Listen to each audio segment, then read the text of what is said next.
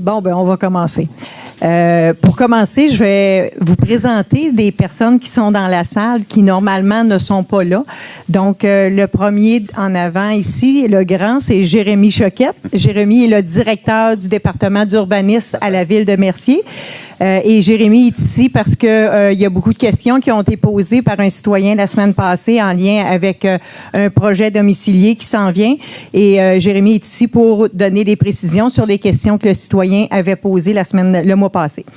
La personne qui est entre les deux, c'est Anna Claudia. C'est notre nouvelle directrice des travaux publics.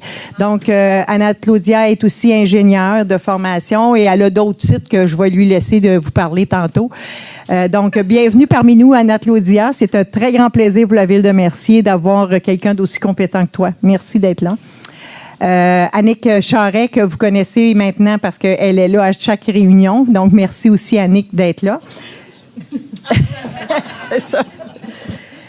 Donc, on va commencer par la période de questions concernant l'ordre du jour. Est-ce qu'il y a des gens qui ont des interrogations suite à certains points qui sont à l'ordre du jour? Oh, non, avant, excusez, j'ai des points à rajouter. Donc, on va ajouter le 7.7, qui est autorisation de démarche pour la relocalisation de la caserne. Ensuite, on va enlever le point 11.2. On va ajouter le 13.10. Est-ce que je vais trop vite? Emplacement, boîte postale, Édouard-Laberge. 14.1. Cloison mobile, centre Maurice-Perron. Cloison mobile, oui. Oh, j'ai sauté par-dessus le 13.1. Demande d'exploitation à des fins autres qu'agricoles au 584 Sainte-Marguerite. Au 13.1? Non. J'ai dit 13.11, excusez. J'ai dit 13.1, OK, 13.11.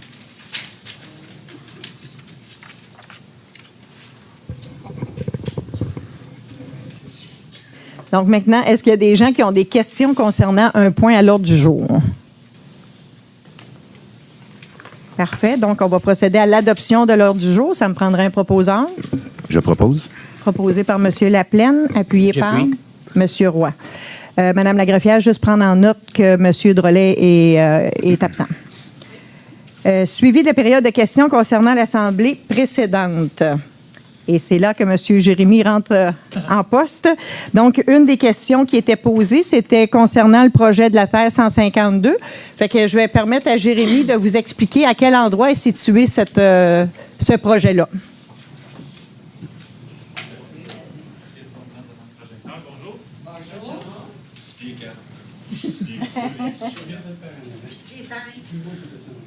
Comment? Si je me place l'autre bord, c'est mieux? Ton profil est mieux pour la caméra. Ben, dans le fond, on illustre ici les projets immobiliers qu'il y a eu dans les dernières années à Mercier et encore présentement. Si on commence par le nord, le carré rouge que vous avez là, c'est les terres de Jomila qui ont été rachetées par Habitation Michel Pitt. Donc pour l'instant, il n'y a pas de qualité de terre qui a été pris là-dedans. En vert, vous avez le jardin des prés. La première phase a été complétée. Ce sont les rues Henri Ladouceur et Léopold Savage. Ce qui reste à faire, c'est le prolongement d'Édouard-Laberge. Les travaux vont déjà bon train. Un peu plus au sud, le carré bleu que vous voyez là, au bout de l'ombre de mon dos. Ce sont les cours du roi, développement que j'imagine vous connaissez bien depuis 2010, que c'est en construction. En jaune, le développement tricorne, lui non plus, là, on n'a pas commencé à construire quoi que ce soit.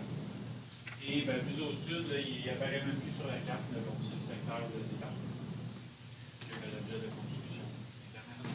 Et la Terre 152, faudrait-tu l'identifier? La Terre 152 se situe ici, à l'arrière de la rue des Freins. Donc, c'est un des terrains qui restait encore à identifier par un développeur pour faire l'objet d'un semi-développement.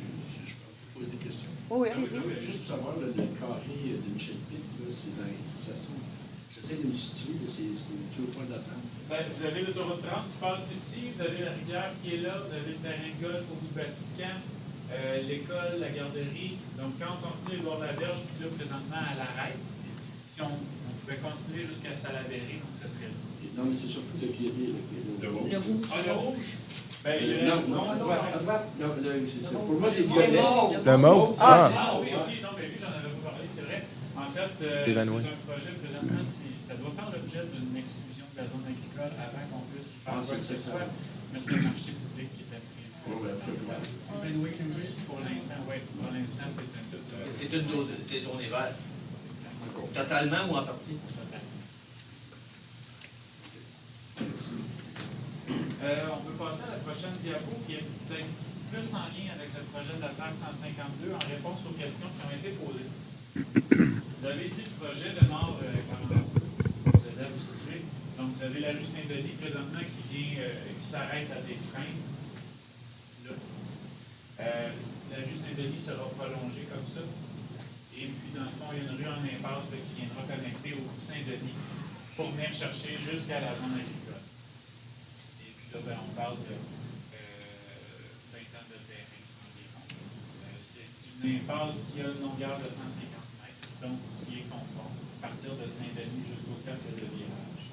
Une des questions qui avait été posée aussi, c'était à savoir quelles étaient les superficies. En fait, quel lot avait été cédé par la ville à l'entrepreneur, au promoteur, et quel lot en échange avait été cédé par le promoteur à la ville, et quelles superficies respectives ont chacun de ces terrains-là.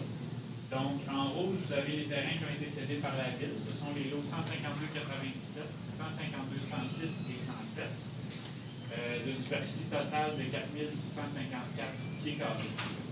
En échange, la ville, en fait, le propriétaire a cédé à la ville une partie du lot 152-8, qui est ici en bleu, qui fait environ 9 487 pieds carrés. Évidemment, on comprend que le reste du lot 152-8 sera une rue éventuellement recédée à la ville aussi. Fait que c'est un kit tout double, en fin de compte. Si on regarde les superficies cédées par la ville puis cédées par le propriétaire, la ville en avait 4 000, puis le propriétaire en cède 9 400. Fait que c'est un kit tout double, en fin de compte. Et c'était qui le propriétaire de cette... Il y a eu toute une saga derrière ça. Ça faisait l'objet aussi de certaines questions. Initialement, c'était une compagnie qui s'appelait Immobiliari di Venezia, qui possédait ces terrains-là. Ensuite de ça, ils ont été cédés à une firme d'avocats qui s'appelle Thibault Cléroux. Aidez-moi. Thibault Cléroux. Arnaud associé. Ouais. Voilà. Et ce propriétaire-là a séparé la propriété finalement en deux pour vendre la portion qui est en zone blanche à Bernard Armand et la portion en zone verte à un cultivateur. Bernard Armand, c'est la personne responsable chez Immobilier AH qui est le promoteur de développer ces terrains. Est-ce que tu pourrais, Jérémy, juste démontrer les terrains, à quel endroit les terrains qui appartiennent à la ville, pourquoi on veut prolonger éventuellement la rue Saint-Denis? Oui, mais en fait, là, je ne peux malheureusement pas le faire à partir de la... Non, mais juste à peu près, là. Dans le secteur ici. L'étang est situé où, l'étang? Pardon? L'étang est situé où? Plus haut? Le bassin de Le rétention. bassin de rétention. Ben oui, Ici. Donc, tout ça, c'est l'eau-là qui est à l'arrière. Un grand bassin. Et les terrains possédés par la ville, il y a 4 lots ici qui longeraient le prolongement éventuel de la rue Saint-Denis.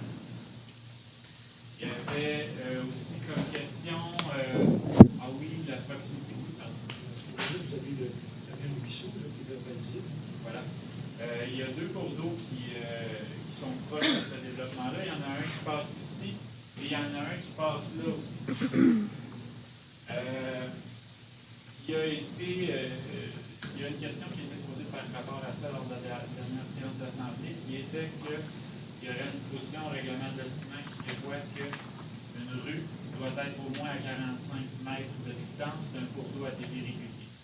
Or, la MRC a porté à notre attention que ni un ni l'autre de ces 2 cours d'eau-là n'était un cours d'eau à débit régulier, ce sont des cours d'eau intermittents. En l'occurrence, cette disposition-là ne s'applique pas. Donc, Non, absolument pas. Ce sont des cours d'eau auxquels on ne peut pas y intervenir. Par contre, il n'y a rien qui nous oblige à respecter une distance de 45 mètres de ces cours d'eau. Si votre rue Saint-Denis se continue, automatiquement, elle va passer. canalisé. Par contre, ce même article de règlement-là dit que lorsque une rue vise à traverser un cours d'eau, la norme s'applique. Et vu que c'est un cours d'eau intermittent, ça n'a pas la même réglementation que si ça avait été un cours d'eau avec En ce la qui nous MRC. concerne, c'est la même chose, sauf en ce qui a trait aux dispositions du règlement de bâtiment qui parle du 45 mètres de distance. Ces dispositions-là, c'est très clair. C'est une distance qui est exigée par rapport à un cours d'eau à débit régulier. Donc, autrement, là, pour ce qui est de la protection des rives, pour ce qui est des accréditations que ça prend pour aller faire des travaux, des choses comme ça, ça ne change rien. En ce qui nous concerne, c'est sûr que les cours d'eau, c'est une responsabilité MRC. C'est quelque chose que nous, à l'interne, on dispose de moins d'outils, finalement, pour y faire quoi que ce soit. On dispose aussi de moins d'informations. Donc, c'est pour ça que, des fois, on doit se référer à la MRC, comme ici, par exemple, pour déterminer est-ce qu'il s'agit d'un cours d'eau à débit régulier ou d'un cours d'eau à débit intermittent. Ça, c'est la MRC. On ne dispose pas de cette information-là à l'interne. Et là, est-ce que vous parlez de la rivière des Esturgeons? C'est une branche. C'est une branche. C'est une branche de la rivière des C'est ça.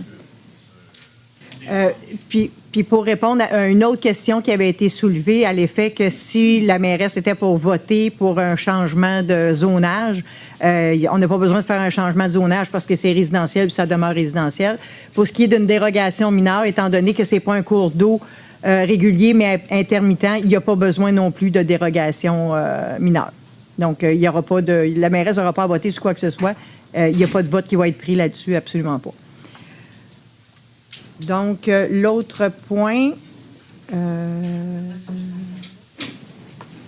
pour ce qui est de la disponibilité des plans pour ce projet-là, est-ce que tu peux expliquer à quel moment les plans vont devenir publics et disponibles? En fait, les maisons qui seront construites à cet endroit-là feront l'objet d'une étude à travers le règlement du PIA, les plans d'implantation et d'intégration architecturale.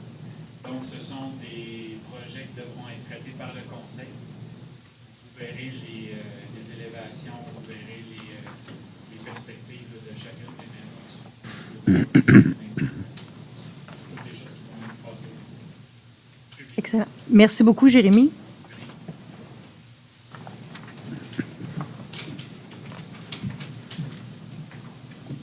Il restait une autre question en suspens à l'effet qu'une question de taxe qui n'aurait pas été chargée ou payée sur cette propriété-là, qui est l'ensemble du projet que Jérémy vient de vous parler. Donc, je vais céder la parole à Annick. Oui, en fait, on a fait des vérifications avec le service des finances sur les lots qui sont représentés dans ce projet-là. Tous les lots qui ont été acquis, soit par prescription acquisitive ou qui étaient déjà appartenant à Arnaud Cléroux, ont toujours... en fait, il y a eu un arrérage de 2012 à 2014, mais en janvier 2014, tout a été payé. Les seuls lots qui n'avaient pas été portés au rôle, déjà, c'est les lots de rue, dans le fond, qu'on peut considérer, donc, en fait, qui ont été acquis par après. Donc, ils n'étaient pas portés au rôle. Si on les portait au rôle, donc si un évaluateur venait à les évaluer, des rues partout à Mercier, ça a le valeur de 100 $. Donc, on a fait l'estimé, voir si, mettons, on avait à les déclarer, à les faire charger.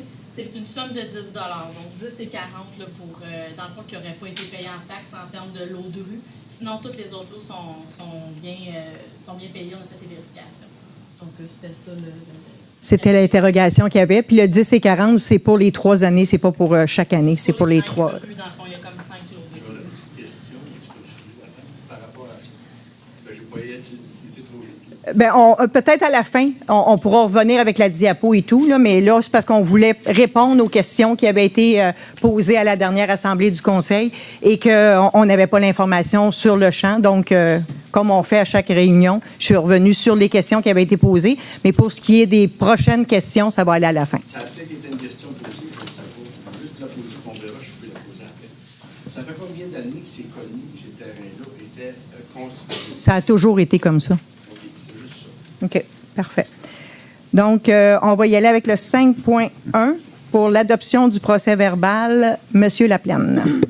Est résolu que ce Conseil adopte le procès-verbal de la séance ordinaire du 8 juillet 2014 et celui de la séance extraordinaire du 22 juillet 2014 tel que rédigé. J'en fais la proposition. Proposé par M. Laplaine, appuyé par J'appuie. Mme Anderson. Le 6.1, M. Laplaine. Considérant les demandes d'aide financière présentées par M. Samuel Anderson-Sirois, Guillaume Garand et Maxime Harvey dans le cadre de leur participation à une compétition provinciale en baseball, considérant que ces derniers sont conformes selon la politique de subvention des athlètes de sport élite en vigueur à la Ville de Mercier, considérant les fonds disponibles dans le fonds dédié à ces subventions, en conséquence est résolu que ce Conseil accorde une aide financière à M. Samuel Anderson-Sirois, Guillaume Garand et Maxime Harvey pour un montant de 150 chacun pour leur participation à une compétition provinciale, le tout conformément à la politique de subvention des athlètes de sport élite de la Ville de Mercier. J'en fais la proposition. Proposé par M. Laplaine, appuyé par Et j'appuie. M. Simon. 6.2, M. Laplaine.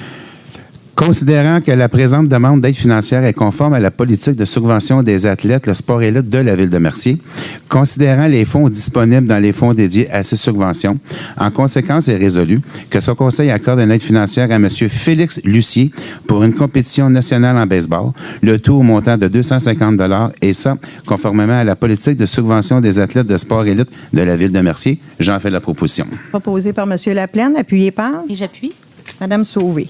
7.1, M. Simon. Oui. Bonsoir.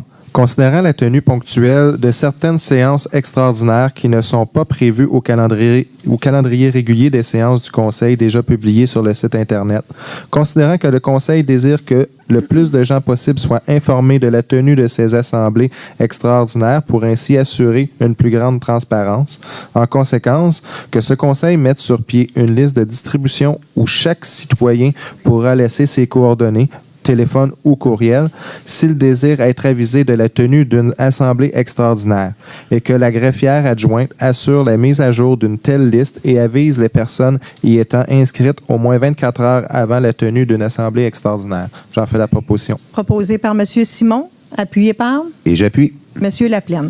Donc, pour votre information, ça a été à la demande d'un citoyen, puis que l'idée était excellente. Donc, il va y avoir une liste. Mme Sauvé a déjà une lettre, une feuille de préparer. Pas Mme Sauvé. Excuse-moi. Madame Charest a déjà une feuille de préparer pour que vous allez pouvoir vous inscrire. Évidemment, on met cette liste-là sur pied. C'est possible d'y aller par courriel. Évidemment, on va souhaiter que ce soit par courriel, mais ça va être aussi possible pour ceux qui n'ont pas accès à un courriel que ce soit par téléphone. Tant qu'on va être capable de le faire sans que ça devienne trop lourd au niveau de la Ville de Mercier, c'est sûr qu'on va le fonctionner comme ça. Mais si jamais on voit que ça devient trop lourd, on va devoir y aller juste par courriel parce qu'évidemment, on n'embauchera pas quelqu'un pour faire les appels si jamais c'est le cas. Là. Mais ceci étant dit, c'est quand même toujours sur le site Internet de la Ville si jamais ça arrive. L'ordre du jour est déjà là. Mais c'est juste pour vous aviser de façon plus promptue si jamais vous êtes intéressé. Vous aurez juste à aller voir Mme Charest à la fin de la réunion pour donner vos coordonnées. Le 7.2, M. Roy. Considérant la volonté du présent Conseil de modifier le Code d'éthique actuellement en vigueur, considérant l'avis de motion déposé pour l'adoption de ce règlement à la séance du 8 juillet 2014, en conséquence, il est résolu que ce Conseil adopte le projet de règlement 2014-921 qui vient réviser le Code d'éthique et de déontologie des élus de la Ville de Mercier. Je propose, Mme la mairesse. Proposé par M. Roy, appuyé par Et j'appuie. Mme Sauvé. Le 7.3, Mme Sauvé. Oui. Donc, comme vous le savez, la garderie Patachou, située au parc Raymond-Pitt, est construite sur un terrain qui appartient à la municipalité. Et en fait, la présente résolution vise à renouveler le bail pour une durée de 40 ans. 41 ans.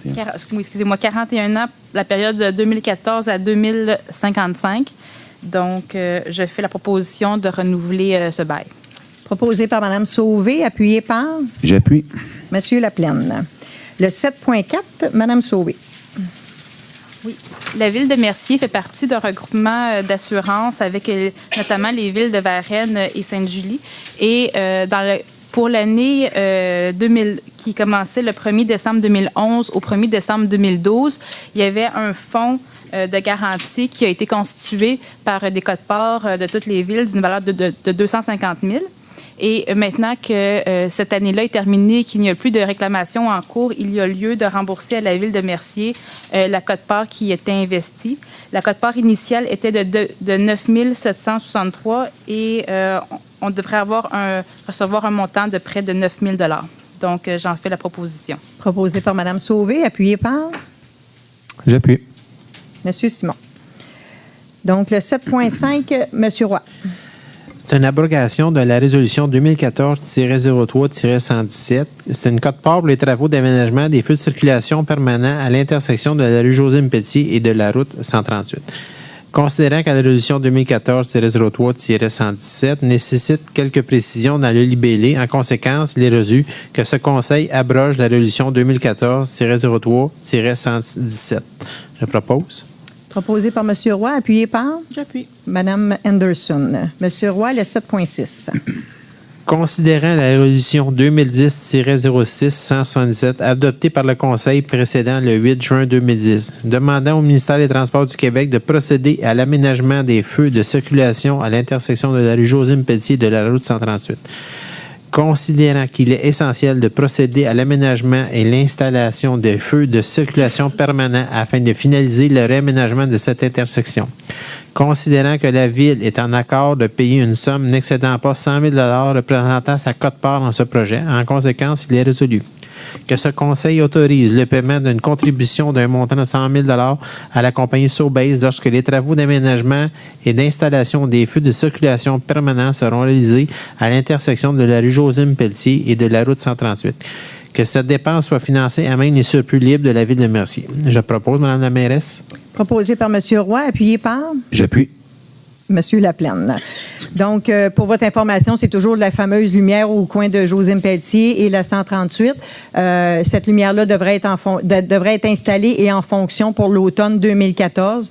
Donc, on veut juste éviter d'avoir des délais si on faisait un règlement d'emprunt qui ferait en sorte que l'installation serait repoussée au printemps 2015. On ne souhaite pas ça, donc c'est pour ça qu'on va aller le prendre dans les surplus libres au niveau de la Ville et c'est pour ça cette résolution-là. Le 7.7, M. Simon. Considérant que le Conseil souhaite assurer un service de sécurité incendie adéquat, considérant qu'il y a lieu de relocaliser la caserne d'incendie, considérant les pouvoirs mentionnés à l'article 570 de la Loi sur les cités et villes et aux articles 62 et suivants de la Loi sur les compétences municipales, considérant que l'article 573 et suivants de la Loi sur les cités et villes autorise la conclusion des contrats ci-dessous de gré à gré.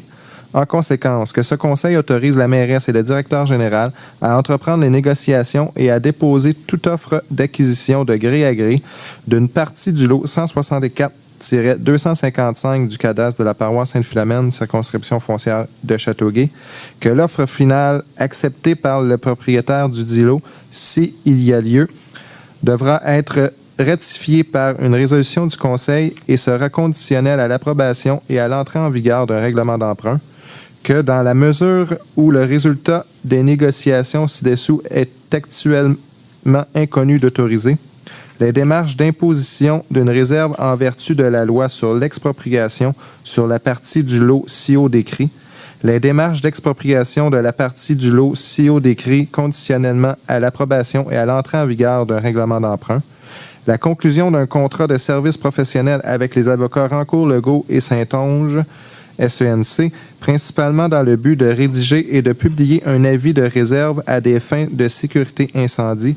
À cette fin, une dépense maximale de 3 000 $ taxes incluses est autorisée aux fins de payer les coûts d'honoraires et des déboursés relatifs à l'imposition de la réserve. La conclusion d'un contrat de service professionnel avec un arpenteur géomètre, principalement dans le but de préparer un plan général et une description de la portion du lot ci-haut décrit et à exproprier. Que la mairesse, Mme Lise Michaud, et le directeur général et greffier, M. René Chalifou, soient autorisés à signer tout acte d'acquisition de gré à gré.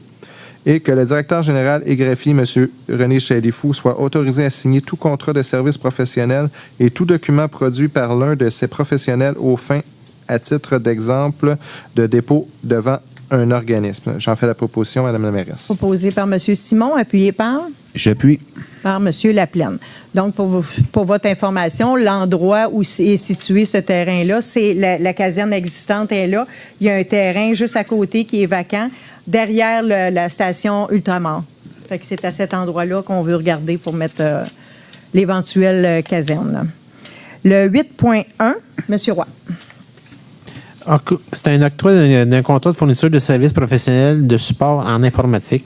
Considérant l'appel d'offres sur invitation envoyé auprès de 6 compagnies, considérant la réception d'une seule soumission dans le cadre de cet appel d'offres, considérant la tenue d'un comité de sélection dans le cadre de cet appel d'offres et que la seule soumission reçue a été jugée conforme, en conséquence, il est résolu que ce conseil octroie le contrat de fourniture de services professionnels en support informatique à la compagnie SDP Inc.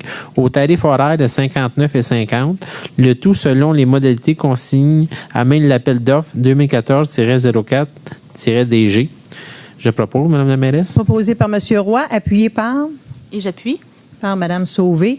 Monsieur Roy, à titre d'information, premièrement, c'est une entreprise de Mercier qui est située juste en dessous, ici, dans la même bâtisse que l'Hôtel de Ville. Fait que côté pratico-pratique, ça risque d'être intéressant. Et deuxièmement, au niveau des prix, Monsieur Roy, si vous voulez donner les informations. C'est ça. Avant, on n'allait pas en appel d'offres pour ce type de service-là. On payait 85 $ de l'heure. Puis là, avec l'appel d'offres, on paye 59,50.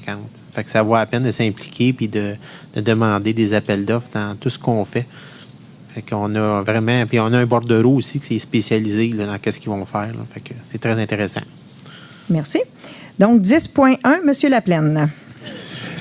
Considérant la volonté de la Direction générale et du Conseil de sécuriser la sortie du stationnement du parc Raymond-Pitt, surtout avec l'avènement du développement domiciliaire sur Édouard-Laberge et les rues avoisinantes. En conséquence, il est résolu que ce Conseil autorise l'installation du panneau d'arrêt-stop sur la rue Édouard-Laberge à l'intersection de la rue Antoine-Couillard, et ce, dans les deux sens.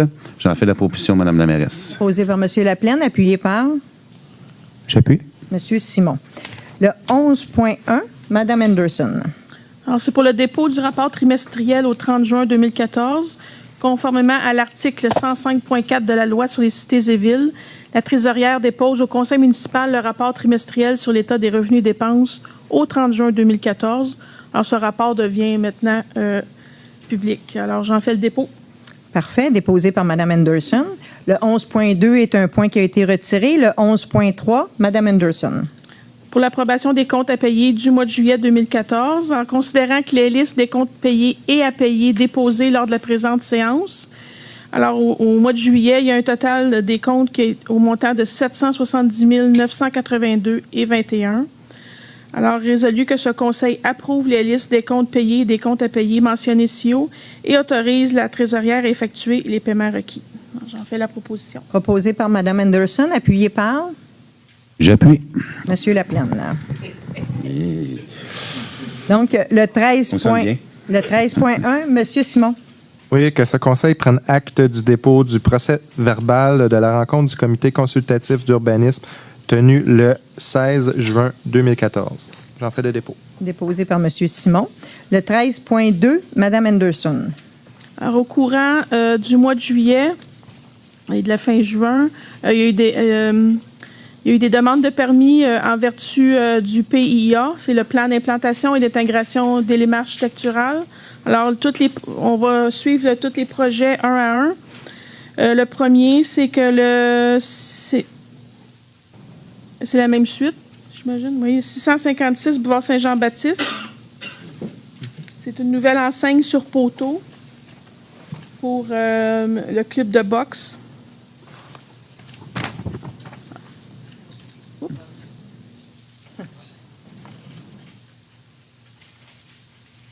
OK.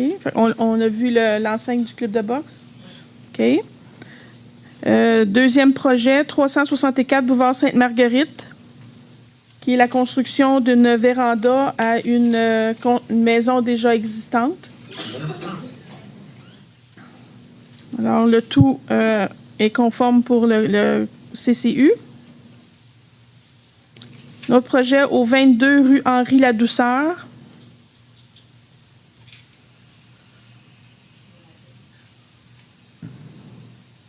Qui est la construction d'une nouvelle maison dans un milieu déjà construit. Alors, ça, c'est la maison en question, le croquis, là, qui avait aucun problème avec les critères d'évaluation. Aussi une nouvelle construction au 37 rue Henri-Ladouceur, un petit peu plus loin.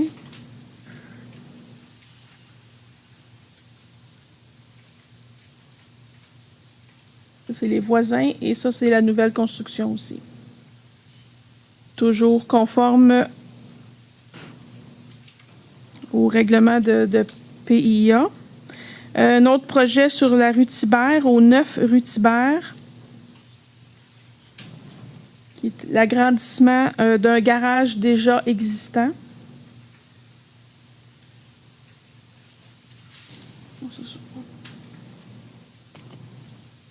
Là aussi, pas de problème. Un autre projet au 131 chemin Grande Ligne. Une nouvelle construction.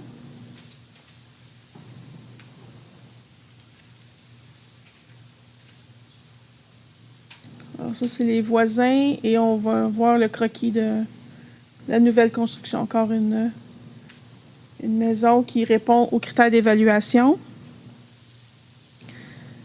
Le suivant, c'est au 1468 boulevard Sainte-Marguerite.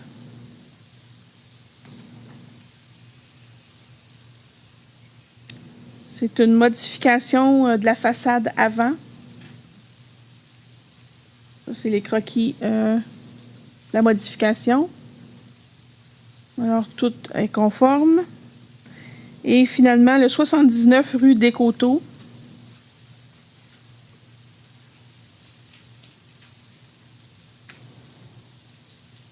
C'est un agrandissement d'une pièce au 2e étage. Pas très visible de la rue, mais c'est ça. Fait que c'est ça aussi conforme aux critères. Alors, moi, je propose qu'on accepte tous ces projets-là. Parfait. Proposé par Mme Anderson, appuyé par? Et j'appuie. M. Simon. Donc, Mme Anderson, le 13.3. C'est une adoption de règlement 2009-858-24 pour modification au règlement de zonage.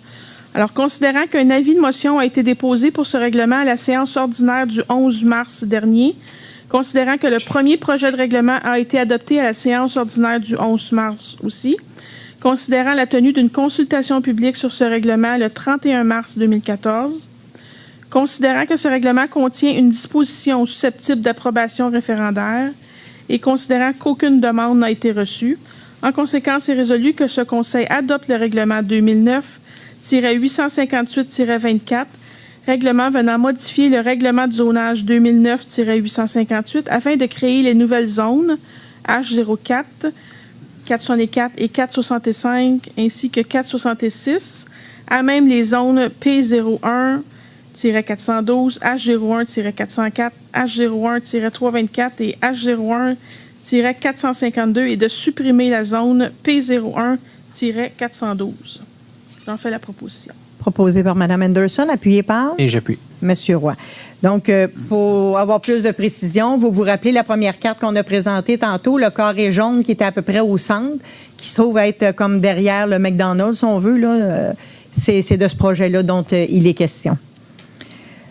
Monsieur Simon, le 13.5.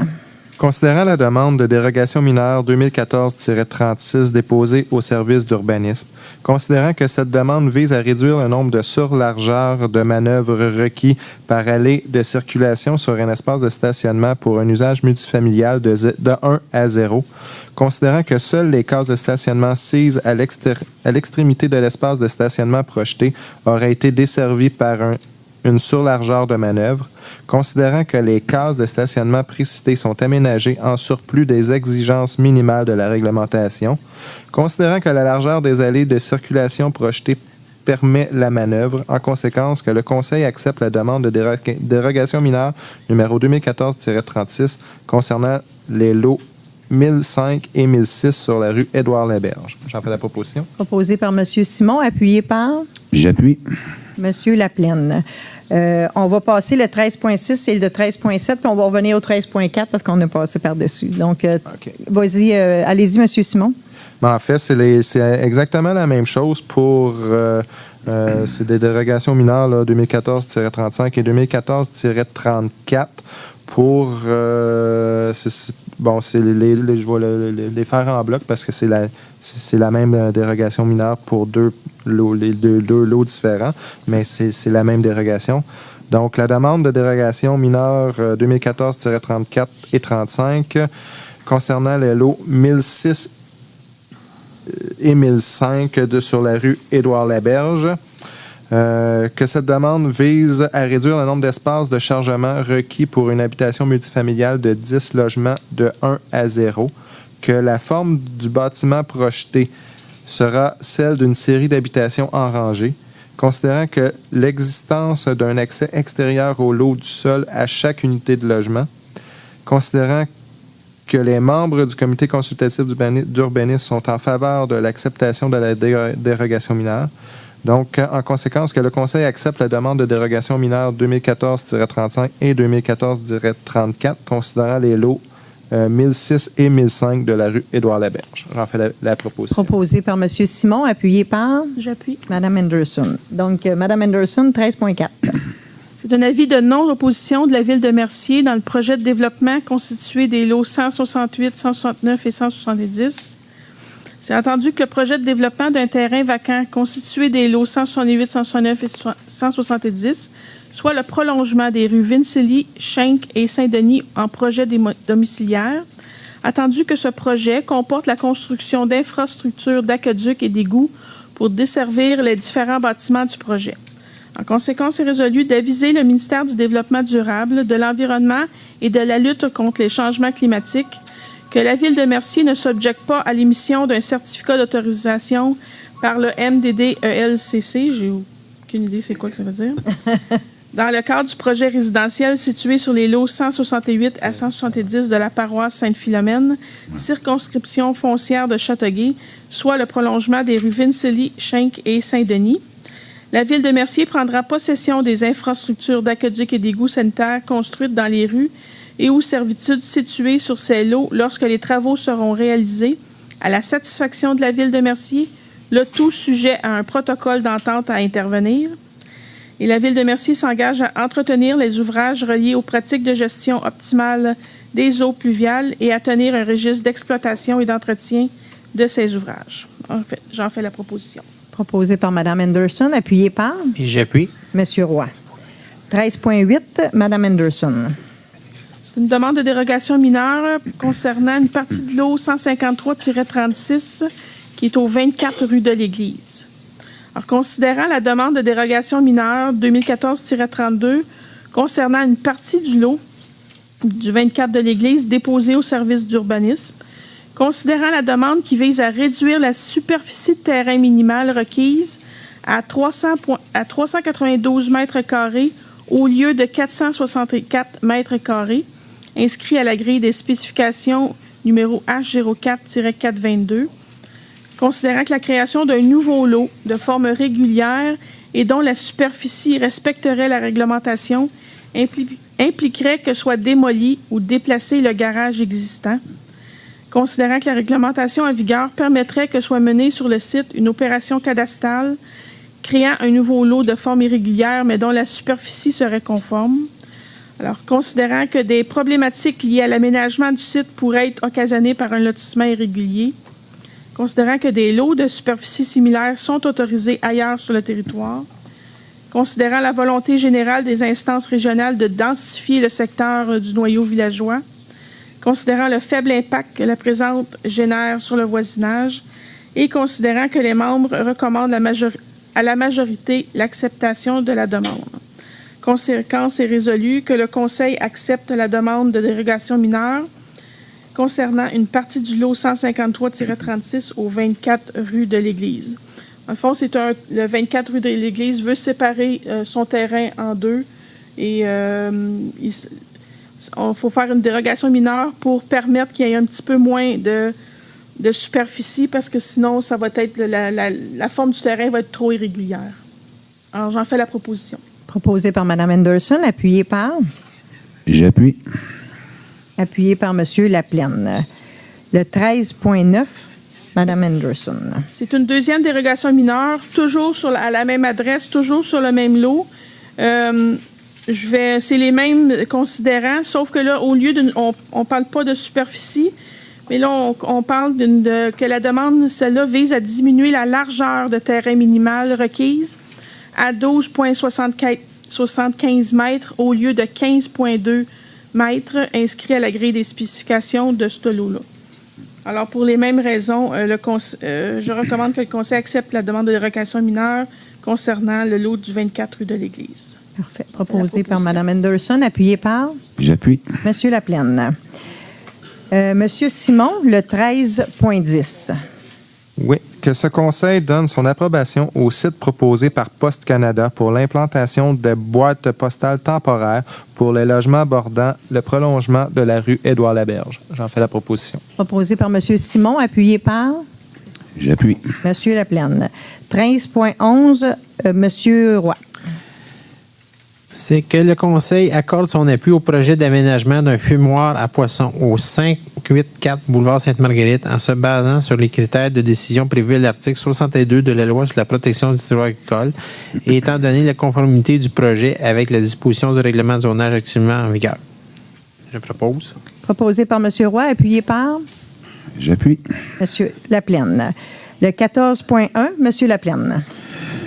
Que ce conseil procède à l'achat d'éclosions mobiles à être installées dans la salle communautaire Maurice Perron au montant de 38 260 taxes exclues.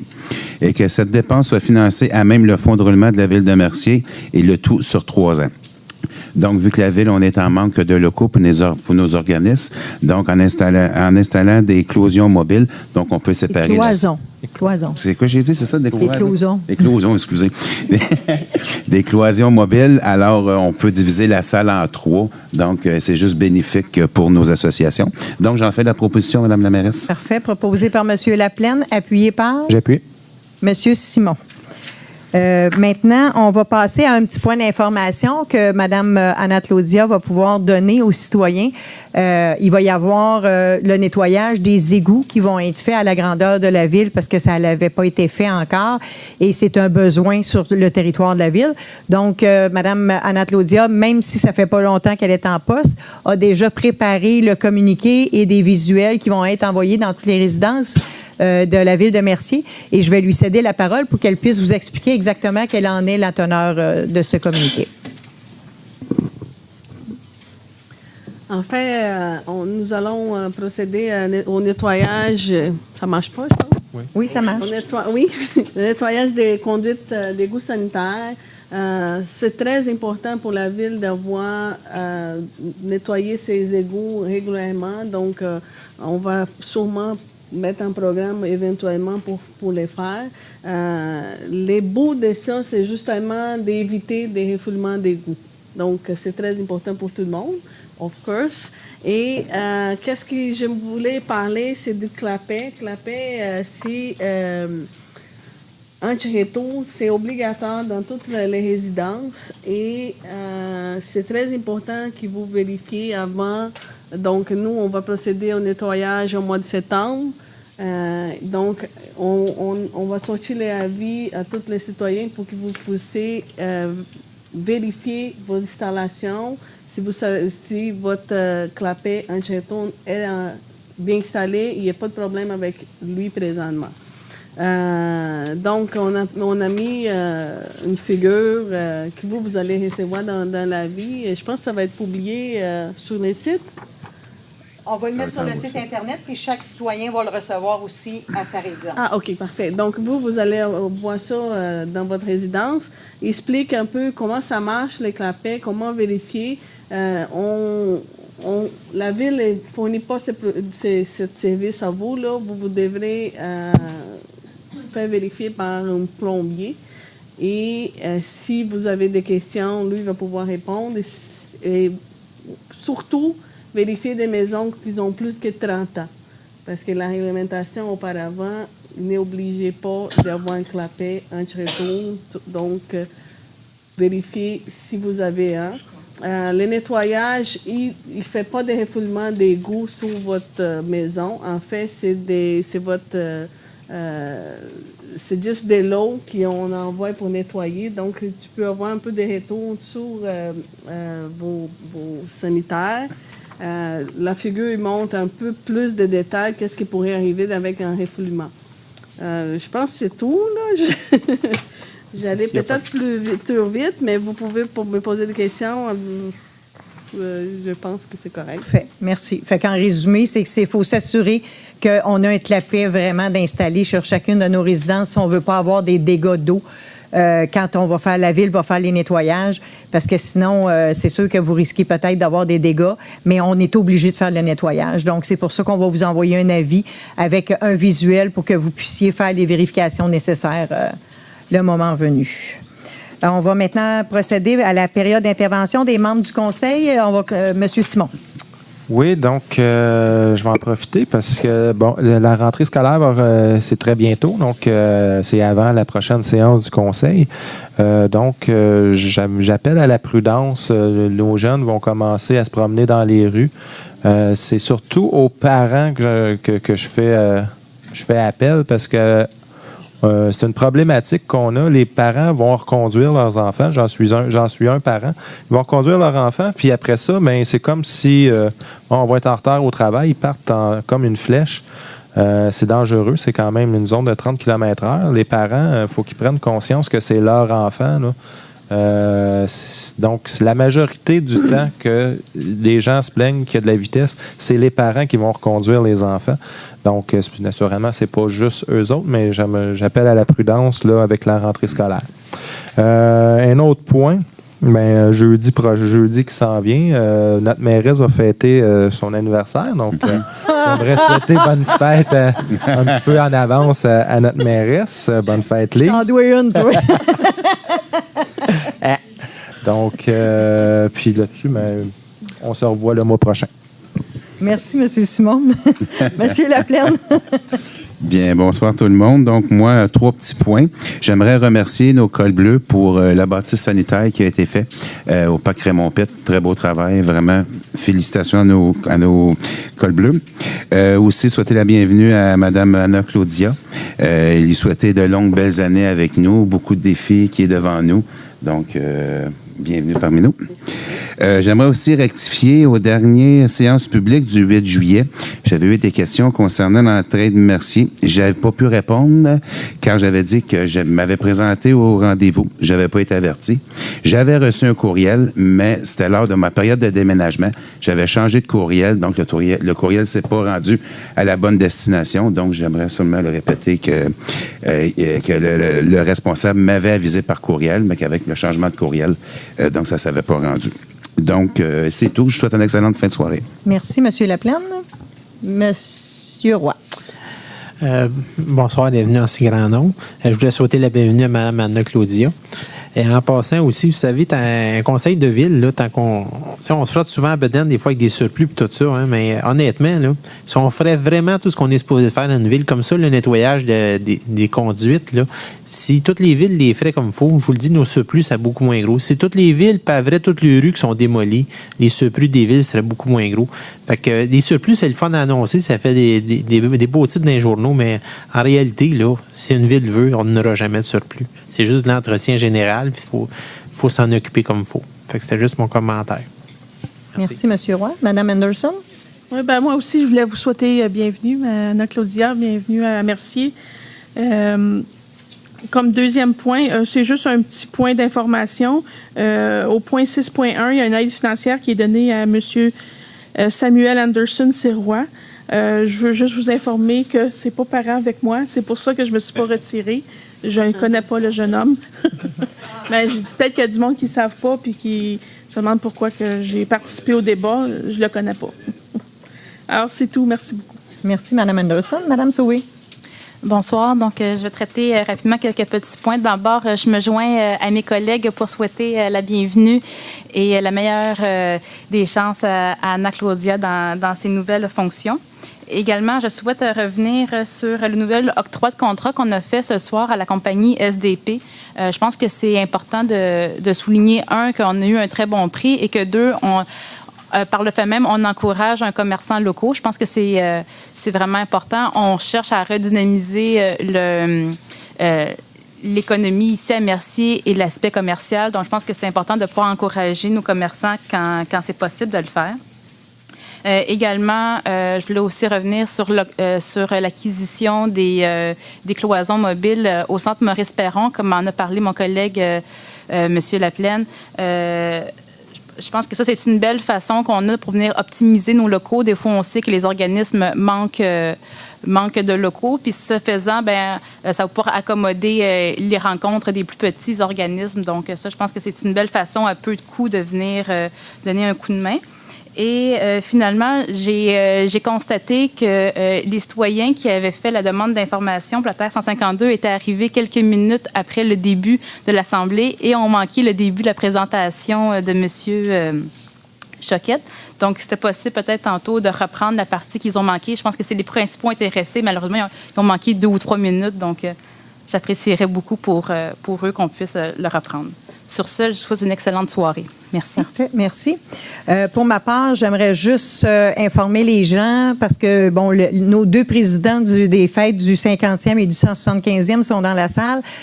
Monsieur Mario Primo, qui est le président du comité organisateur, et Madame Mariette Pitt, qui, elle, est la présidente d'honneur. Elle a accepté de nous faire cet honneur d'être la présidente d'honneur pour les fêtes du 175e et du 50e. Et j'aimerais en profiter, d'une part, pour les remercier, mais d'autre part, pour informer les gens que le 25 octobre prochain, ça va être le lancement officiel des festivités qui vont s'échelonner sur un an, donc du 25 octobre 2014 jusqu'en novembre 2015. Donc, mettez ça à votre agenda. Le 25 octobre prochain, il va y avoir beaucoup d'activités, autant dans la journée que dans la soirée.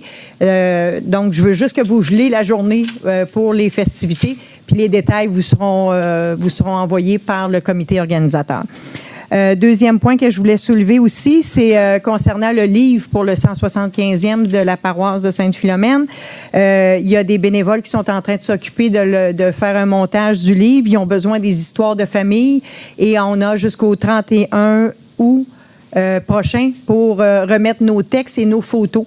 Fait que je voulais juste rappeler ça à la mémoire des gens, que si vous êtes intéressés à faire l'histoire de votre famille, vous êtes les bienvenus, mais le temps commence à être assez court. Hein. Ceci étant dit, ça complète pour moi. Évidemment, merci beaucoup à notre Claudia d'être là et bienvenue. Et puis, on va y aller tout de suite avec la période d'intervention, la période de questions. Et effectivement, Monsieur Choquette, si vous voulez juste reprendre peut-être la présentation que vous avez faite au début, on va la faire tout de suite. Ça va peut-être déjà répondre à certaines questions des gens qui sont là. Bonsoir à ceux que j'ai manqué la première fois.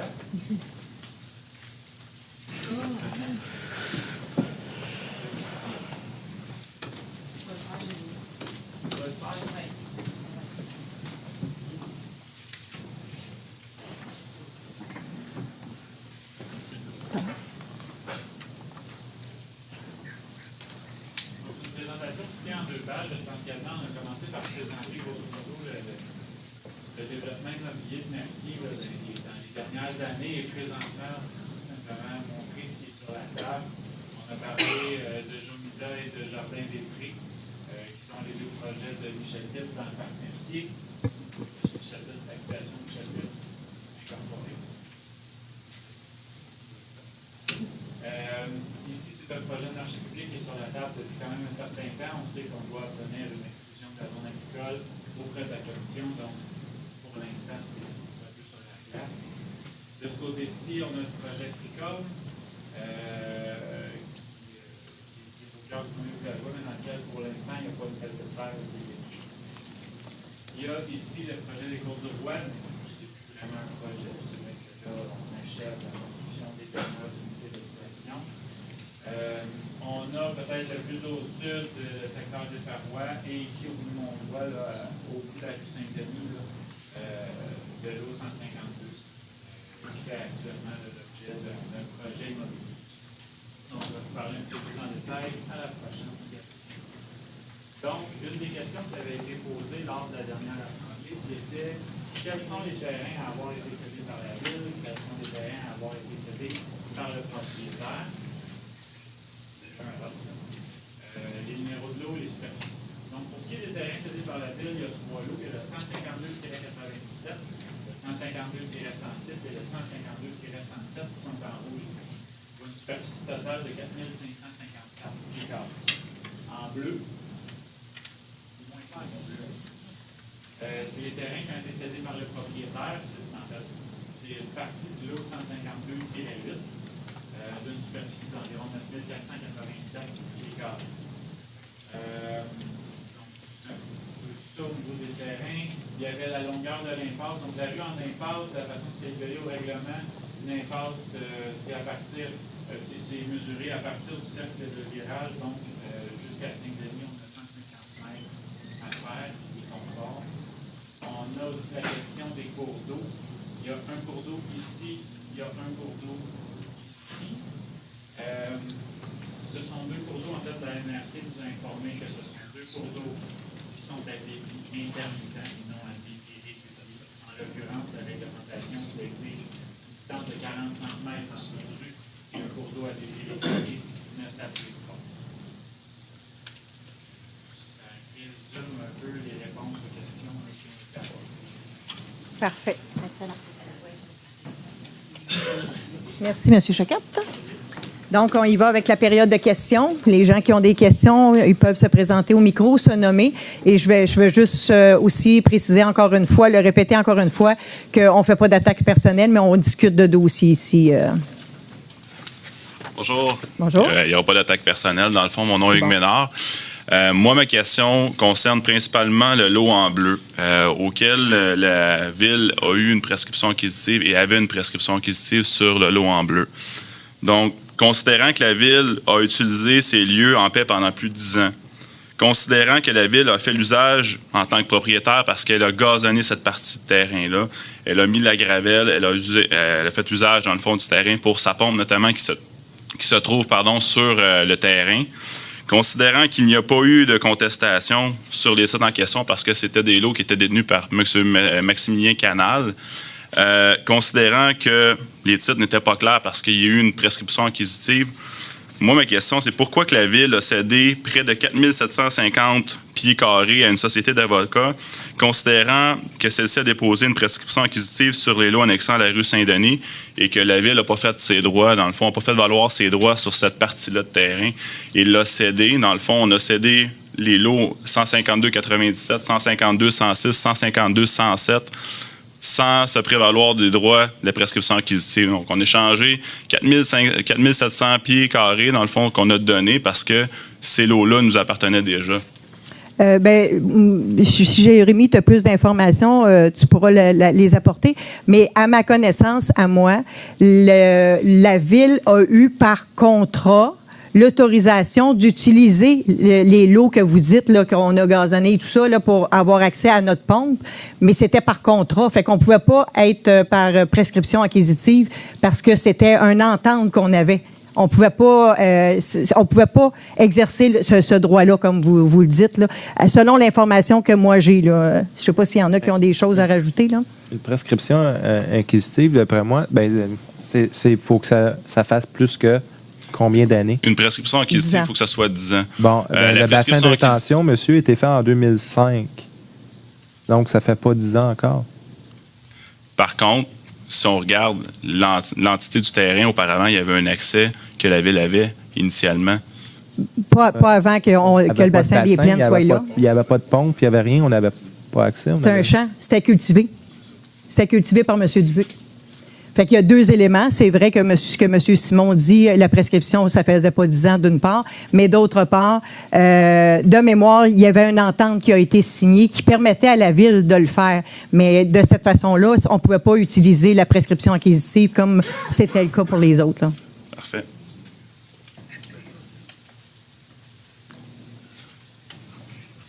Est-ce qu'il y a quelqu'un d'autre qui a des questions?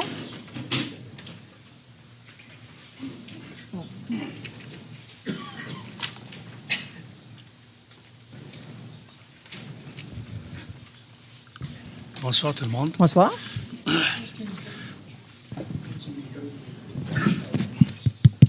C'est bon. Donc, mon nom c'est Ossine. Bonsoir. Bonsoir à tout le monde.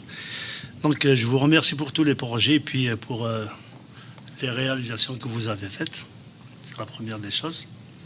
Donc, j'ai quelques points à soulever, que j'ai déjà soulevés lors d'une assemblée générale ici. Le premier point, c'était un point sur les taxes qu'on paye concernant notre bassin de rétention. Donc, c'était 1500 $. Au départ, c'était 1500 $, mais la municipalité a fait des démarches. Donc, vous avez réduit ça. Donc, c'est rendu à 430 $. 430 $, c'est juste pour le bassin de rétention. Je défie n'importe qui ici qui paye 430 $ pour un bassin de rétention. C'est 15% des taxes, de toutes les taxes municipales. C'est trop. C'est pas juste. Ça, je le dis. Je vous le dis à vous que de parler derrière vous. Mais malheureusement, si vous me permettez de répondre à cette question-là, on n'a aucun pouvoir là-dessus. C'est un règlement qui a été passé durant le conseil de ville précédent. Puis c'est en force de loi, puis nous, on ne peut pas rien faire là-dessus à ce niveau-là. Oui, madame, je pense que l'erreur peut se corriger. C'est pas une erreur. L'erreur qui s'est produite, on est en train de la corriger. L'erreur qu'il y avait eu en 2012, ça, on est en train de travailler pour avoir une loi privée pour la corriger. Ça, c'était une erreur. Mais pour ce qui est du montant que vous payez, que vous auriez dû payer déjà au départ, ça, c'est pas une erreur. Là, c'est vraiment de la façon que ce projet-là a été fait, puis les coûts que le promoteur a dû assumer pour le bassin, quand il les a transférés et tout, c'est ce que ça coûte. Ça, c'est pas une erreur. Là, c'est vraiment ce que ça coûte. Madame, le contracteur, avant qu'on achète notre maison, il nous a dit c'est autour des 200 $. Il nous a dit là, c'est peut-être à lui qu'il faut que vous alliez voir à ce moment-là. Oui, je l'ai vu, mais il me dit c'est la municipalité. Donc, la municipalité, c'est la réponse facile, ça. Non, mettez-vous à ma place, madame, 430 $ pour un bassin. Bon, c'est étudié, là. Ce bassin a été étudié parce qu'on le divise le montant du bassin, on le divise par le nombre de maisons. Mais c'est conçu, c'est étudié par des ingénieurs. Il faut que le montant du bassin soit proportionnel au nombre de maisons. Comment se fait-il qu'un bassin est aussi cher alors qu'il y a peu de maisons? À côté, juste parce que moi j'habite au cours des Rois, le nouveau développement, juste à côté, la rue d'à côté, la rue Roy, il paye 250 $. Moi, c'est un voisin c'est quelqu'un qui habite là qui me l'a dit. OK, ça c'est le premier point. Deux, j'ai proposé, donc, on a discuté avec des voisins pour un parc, nous avons des enfants. Je crois que les enfants passent avant tout le monde. Ils passent avant tout le monde. C'est des enfants. Si je paye mes taxes, si mes enfants ne sont pas contents, ils ne jouent pas, je ne suis pas content. On n'a pas de parc. Il n'y a pas de parc. J'ai proposé à ce qu'on nous fasse quelques jeux sur, justement, il y a 2 bassins de rétention, d'une pierre deux coups. Donc, il va servir de bassin. Et sur le bassin, on peut faire un gazon, etc. Bon, quelques jeux pour les enfants. Donc apparemment, parce que j'ai reçu une réponse, il y a un problème de sécurité, etc. Bon, ça c'est 2. J'ai fait une réclamation la dernière fois. Je n'aime pas me plaindre, moi, sincèrement. Surtout par rapport à votre voisin. J'ai voulu me plaindre sans que le voisin le sache. Parce que je ne veux pas de chicane. On ne sait pas à qui vous avez affaire, c'est-à-dire lorsque vous ne connaissez pas votre voisin. Alors j'étais dans un service et mon voisin a placé une méga thermopompe. Une pompe thermique. Il y a un règlement de la municipalité. Le règlement sur les pompes thermiques, les thermopompes plutôt, c'est la même chose. Les thermopompes de maison. Mais c'est quoi thermopompe? Thermo, ça veut dire chaleur. Le mot thermo, c'est chaleur. Pompe, c'est pompe. Soit thermopompe pour maison ou thermopompe pour piscine, c'est la même chose. Mais au contraire, cette thermopompe dont je parle, et c'est une méga thermopompe qui sert à chauffer une piscine creusée. J'ai dit, c'est pas que je veux pas de... T'as fait une piscine creusée, tu me mets ta thermopompe devant mon patio. À 3 pieds. Alors que le règlement de la municipalité, c'est 3 pieds, 3 mètres. 3 mètres. Et j'ai fait une réclamation, c'était un agent, monsieur Lemieux, il n'a pas intervenu. 20 jours. Ça, c'est une urgence. Parce que ça me gêne. J'ai 4 enfants, dont un bébé. Tu me gênes, monsieur. Tu me gênes. C'est urgent, ça. Si, bon, je lui ai dit, il va le savoir. OK, il va le savoir. Lorsque j'ai vu que ça traîne, j'ai fait une plainte formelle. J'ai écrit, puis le monsieur, comment il s'appelle, le chef de service est venu constater. Il est venu, mais il m'a appelé le jour même, parce qu'il était revenu des vacances. Il m'a appelé le jour même. Il m'a dit, non, on n'a pas de règlement concernant les thermopompes de piscine. Mais non, c'est une thermopompe. Il n'y a pas de règlement spécifique. C'est une thermopompe. Constate. Tu vois, ça fait la thermopompe il a une thermopompe de maison, il a à côté une thermopompe de piscine, mais c'est trop. C'est près de ma maison. Pourquoi il ne la place pas devant son patio à lui? Place-la devant ton patio, pas devant même pas 3 pieds là. Aujourd'hui, sincèrement, il a mis sa clôture, il a choisi une clôture. J'étais le premier là-bas. J'étais parmi les 3 premiers qui ont habité sur cette rue. Je n'ai pas mis de clôture, j'attendais mes voisins pour qu'on choisisse notre clôture. Ils sont venus en dernier, ils ont choisi leur clôture sans me le dire. Ils ont mis, tu as choisi ta clôture, il faut que tu laisses 6 pouces. Ça, c'est le règlement de la municipalité. Ils n'ont pas laissé. Ça, c'est le deuxième problème aussi. En plus de la thermopompe, ils n'ont pas laissé les 6 pouces. Sincèrement, non. Oui, tu fais tes limites, etc. Tu prends un arpenteur, mais tu appliques. Lorsque tu mets une clôture, je pense que les gens passent par la municipalité. Et il faut respecter. Si tout le monde fait ça anarchiquement, je ne sais pas comment on va. Mais tu as fait une clôture, oui, je ne vais pas parler avec toi, mais je prends mon tape, je mesure, je dois trouver que tu as laissé 6 pouces. Il a placé ses piquets. Aujourd'hui. J'ai vu qu'il a laissé 2 pouces.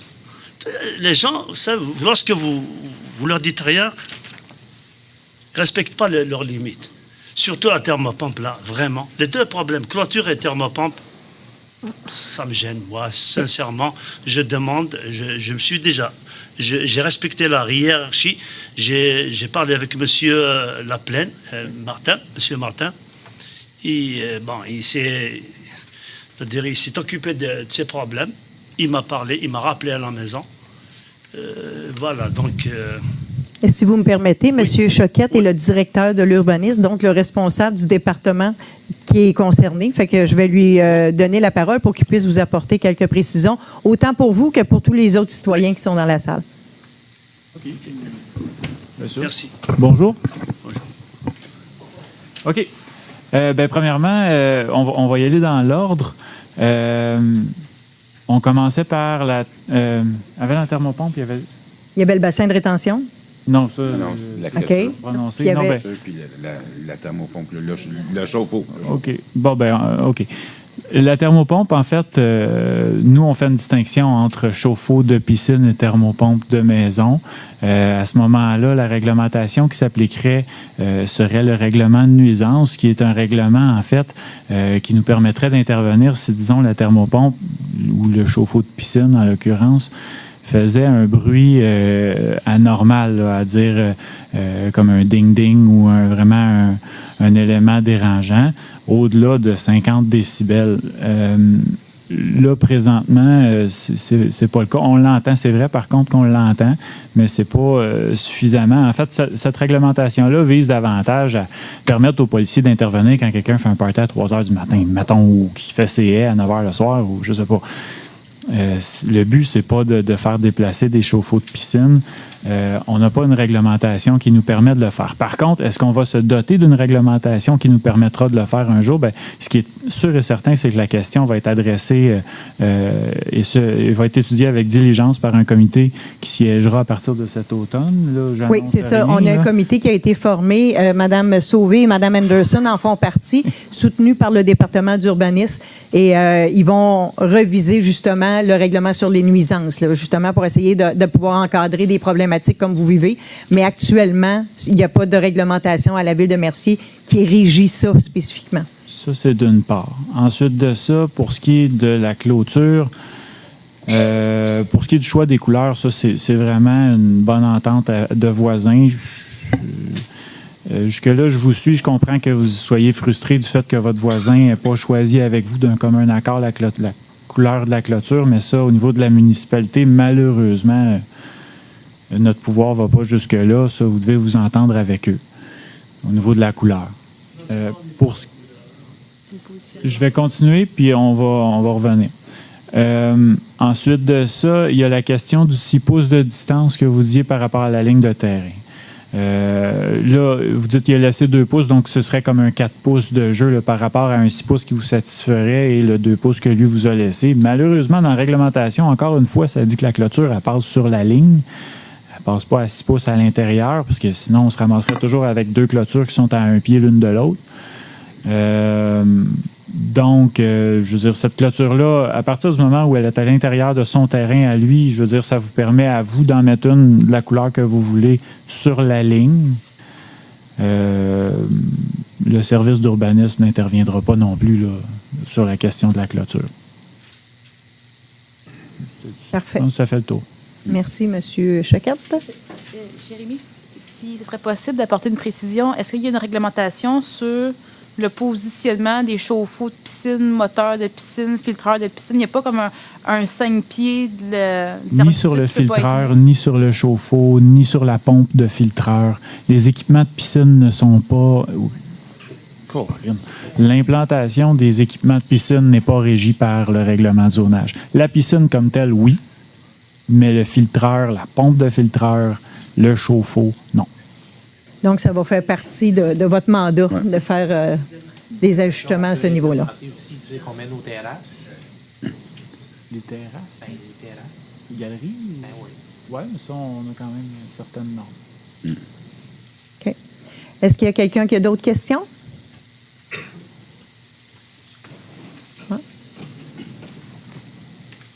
Bonsoir, mon nom est Paul Roberge. Et je voulais simplement avoir une petite question concernant le plan d'aménagement pour le développement derrière la rue des Frênes, donc la zone qu'on voit ici sur la carte. Est-ce que ce plan-là a été déposé ou est-ce que vous l'avez reçu?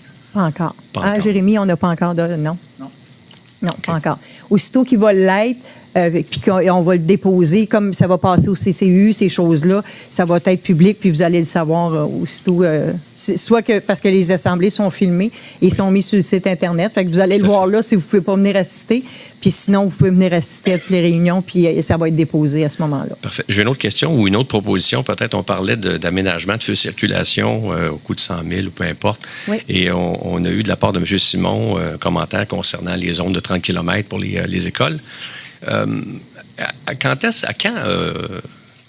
quel moment peut-on penser possible d'installer des feux de circulation devant les écoles, comme par exemple sur la rue de l'Église, qui est une zone très passante, qui passe quand même assez vite parfois, moi-même parent de 4 qui va reconduire ses enfants tous les matins à l'école, et c'est pas rare que j'en vois effectivement qui circulent bien au-delà de la limite, de façon dangereuse même, et comme on le voit ailleurs, au pays ou même aux États-Unis, des feux de circulation jaunes, un flasher jaune, avec des signalisations très précises entre telle heure et telle heure, qui a vraiment qui est un incitatif donc pour ralentir, plutôt que de juste mettre une pancarte 30 km/h. Moi, je pense que c'est pas suffisant. Et c'est une proposition que je fais, c'est quelque chose que je lance comme ça. J'en avais parlé, je vous le dis. On va prendre l'idée en considération. Ceci étant dit, si on prend l'exemple de la rue de l'Église, c'est une route provinciale. Fait que la municipalité n'a pas la juridiction, mais on peut faire la demande, par contre, au MTQ. Mais ceci étant dit, on a un comité de circulation qui est en place, dont des élus siègent et des représentants de la ville. Et on est en train d'élaborer certains projets. On va avoir un projet pilote où on va mettre dans tout un secteur entre la rue Lacoste et la rue Josime Pelletier, où on va faire du 40 km/h. On va voir ça à ce secteur-là. Et dans chacun des districts, il va y avoir une rue pilote aussi, où on va rencontrer les citoyens de cette rue-là, puis on va regarder avec eux quelle serait la meilleure selon eux, la meilleure alternative pour atténuer la circulation, la vitesse dans les rues. Donc, c'est sûr que ces rues-là vont faire partie éventuellement, avec ce comité-là, de trouver des solutions, évidemment, pour En tout cas, je vous invite fortement à faire la demande au provincial parce que ça en est dangereux. Je le vis presque au quotidien à longueur d'année. En tout cas, les gens qui représentent le conseil de ville au niveau du comité, il y a M. Laplaine puis il y a Mme Sauvé. C'est ceux qui vont en prendre bonne note puis qui vont en discuter au comité puis ils vont nous faire les recommandations. Merci beaucoup. Merci. Bonne fin de soirée. Est-ce qu'il y a quelqu'un d'autre qui a des questions? OK. Donc, on va procéder à la levée de l'Assemblée. Donc, ça me prendrait un proposeur. Je propose. Proposé par M. Laplaine, appuyé par? J'appuie. Mme Anderson. Bien, merci beaucoup d'être venu, puis au mois prochain.